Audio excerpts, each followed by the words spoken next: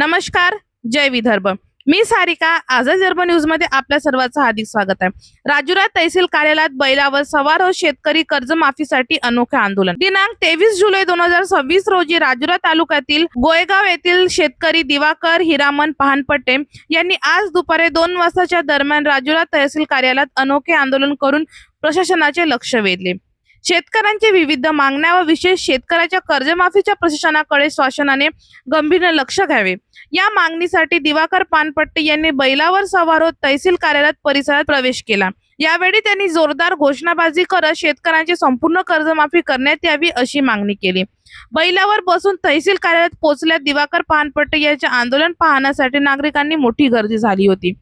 त्यांच्या या आगळ्या वेगळ्या आंदोलनाच्या परिसरात चांगली चर्चा रंगली असून प्रशासनाचे लक्ष वेधण्यात हे आंदोलन यशस्वी ठरेल। शेतकऱ्यांची समस्या तत्काळ उपयोजन करावं आणि शेतकऱ्यांचा दिलासा देण्यात कर्जमाफी निर्णय घ्यावी अशी मागणी आंदोलनकर्ता शेतकरी दिवाकर पानपट्टे यांनी दिली।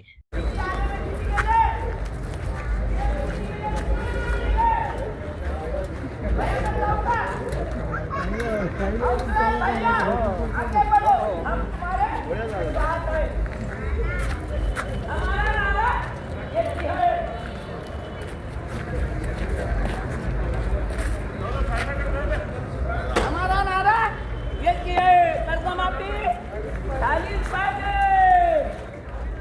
कर्जमाफी झालीच पाहिजे। साहेबाच्या रूम मध्ये घेऊन जा, साहेबाच्या रूम मध्ये घेऊन जा। अरे गोयगावचं भिंत काम करत नाही, गोयगावचं भिंत करत नाही, काय करताय तहसीलदार? चल चल राणी, चल चल चल ना,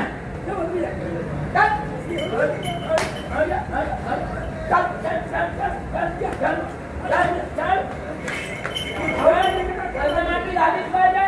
गोयगावच्या भिंतच मान बनाय, पाणी नाही भेटत आहे, भाव नाही पाहिजे ना, भाव नाही पाहिजे ना।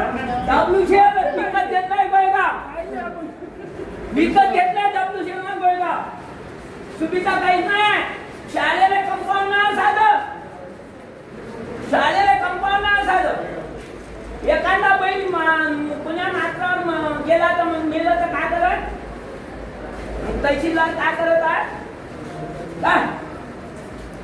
रेल्वे साइडिंगचं पाणी। या आंदोलनाला यश मिळाला पाहिजे की नाही आणि खरं शेतकऱ्यांचे कर्जमाफी झाले पाहिजे की नाही आम्हाला कमेंट मध्ये सांगा।